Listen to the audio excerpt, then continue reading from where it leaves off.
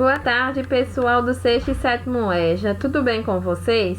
Estamos aqui para mais uma aula, né, de inglês. E nós vamos hoje ver um pouco mais do verbo to be. Nós fizemos a introdução na aula passada, né? E hoje nós vamos dar continuidade sobre a utilização desse verbo na língua inglesa, tá ok?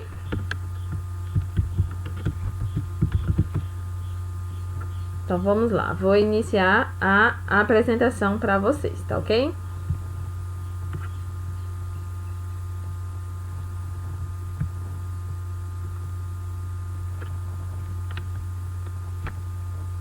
Pronto.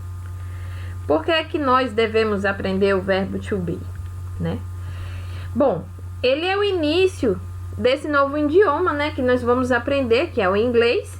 Ele, vamos dizer assim, é o pontapé inicial para que nós iniciamos a língua inglesa. E ao conhecer ou se apresentar, falar sobre você e sobre outras pessoas, você utiliza o verbo to be. É quando você vai conhecer uma pessoa, você vai realizar uma pergunta para ela, você pergunta qual é o seu nome, qual é a sua idade.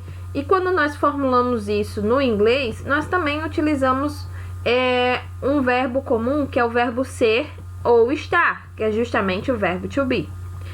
Ele é o básico do inglês, mas ele sempre estará presente até em níveis mais avançados do idioma. Então, mesmo às vezes com um verbo auxiliar, o verbo to be ele vai estar presente. Então, por isso que a gente inicia a conhecer o verbo, né, através do verbo to be, verbo ser ou estar.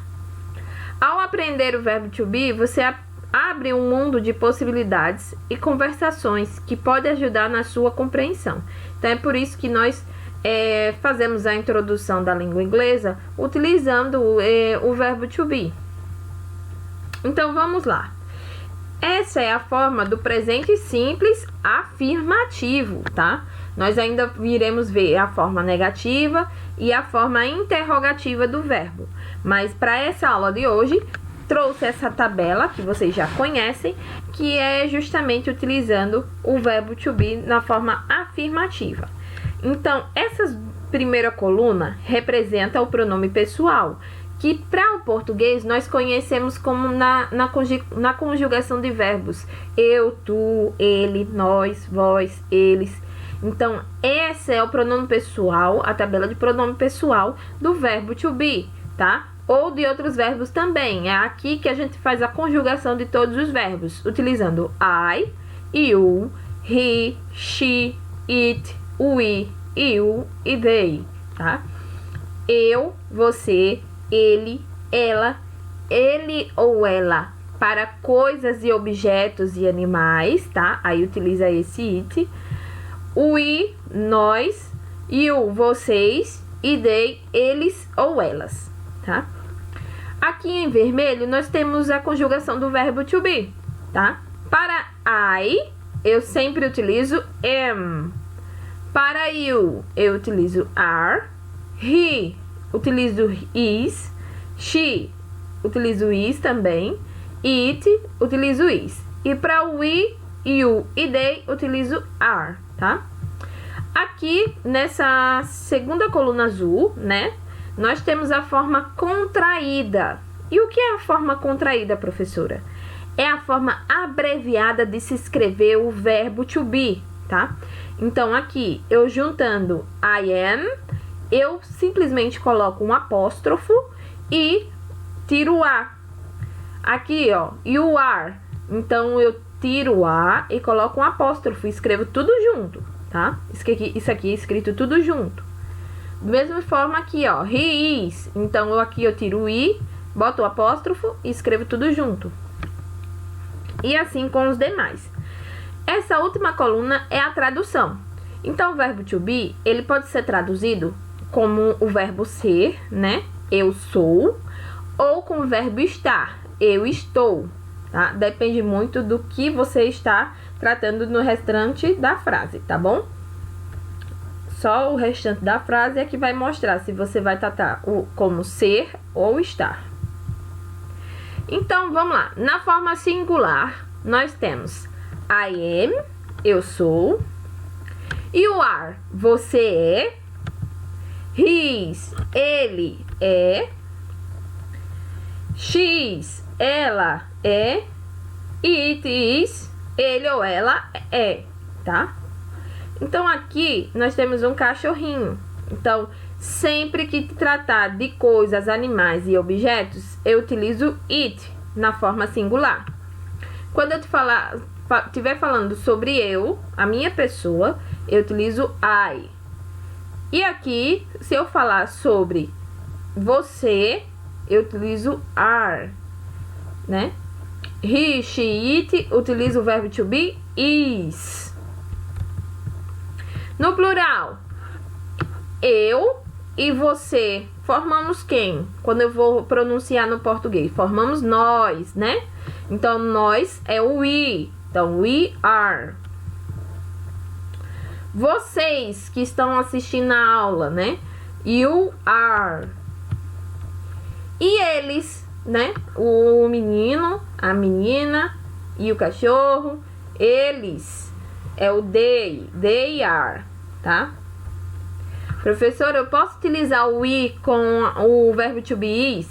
Não, porque o we está no plural e is é utilizado apenas para o singular. Pronome e verbo, né? Então, aqui eu fiz uma tabela para mostrar para vocês o que são os pronomes, nesse caso, os pronomes pessoais. I, you, he, she, it, we, you e they. E aqui são os verbos, nesse caso, o verbo to be. Para I, eu utilizo am. Para you, are. He is, she is, it is, we are, you are e they are. Mas, professora, por que é que no singular do you, onde eu falo você, eu trato como are e no plural trato como are também? É porque não há distinção nesse caso desse pronome, tá? Veja aqui que é escrito da mesma forma no singular e no plural. Você aqui no singular e vocês aqui no plural. Então é por isso que é utilizado o verbo da mesma forma, né? Utilizando o are. Então, como é que vocês vão saber se o restante da frase vai estar falando de você no singular ou você no plural? Justamente pelo que vem no complemento da frase, tá? Se o restante da frase estiver em uma pessoa só, é singular. Se tiver em mais de uma pessoa, é no plural. Então, aqui, trouxe uma forma de visualização. Se eu tiver I, apenas em I, eu utilizo am. Para you, we e they, eu utilizo are. E para he, she e it, eu utilizo is, tá?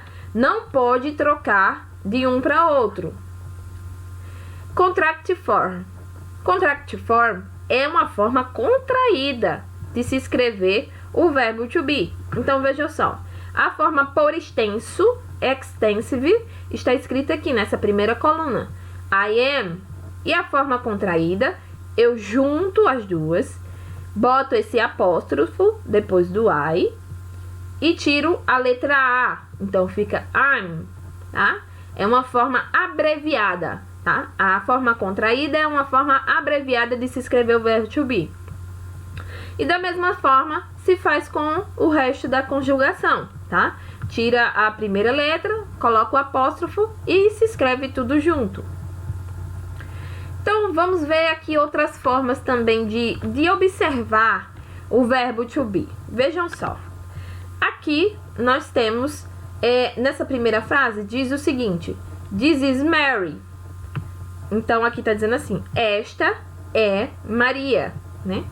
She's 10 years old. Como é que eu sei que isso aqui é she, quando eu for completar? Mary está se tratando de uma menina. Né? Eu não estou falando de mim, não estou falando de mais de uma pessoa, não estou falando de você, eu estou falando de she, ela, né? Aqui na segunda frase, Roger is number 16. Roger is number 16, tá? Então, Roger é um menino. Roger é he. Então, ó, he is my friend. Ele é meu amigo. Aqui, ó. How old are Peter and Sylvia? Vejam, vocês conseguem identificar aqui que existem dois nomes pessoais, Peter e Sylvia. Então, como é que eu trato duas pessoas que não me inclui, né? Então, Peter and Sylvia são eles. Então, aqui, eles. They are 11. James and I, veja aqui, James e eu. Quando eu digo alguma pessoa e eu tô falando de nós. Então, aqui, ó, we, tá? É nós. Aqui está a nossa atividade. Eu também vou anexá-la junto com o vídeo, tá? Essa aqui é para vocês preencherem com o verbo to be, observando aqui a tradução. Então, aqui na frente, entre parênteses, eu já tenho uma tradução da frase. E vocês vão completar aqui o verbo to be, tanto o pronome quanto o verbo, para indicar que vocês entenderam a utilização do verbo to be na composição de frases. No número 2, vocês vão completar também com o verbo to be, porém, vocês vão colocar só o verbo. O pronome, ele já está aqui, tá? Nas demais frases. Aqui está incompleto, mas a atividade vai estar completa para vocês. Número 3, vocês vão completar o texto, essas partes que estão destacadas, com o que está entre parênteses. Porém, vocês vão reescrever essa forma na forma contraída, tá? Na forma que é abreviada, utilizando o apóstrofo. E na questão 4, vocês vão escrever na forma abreviada a frase completa. Então, vejam aí o exemplo. Aqui está, it is expensive. E aqui está a forma abreviada, it's expensive. Então é isso, pessoal. Vamos em frente, vamos com determinação, seguindo os protocolos sanitários, tá?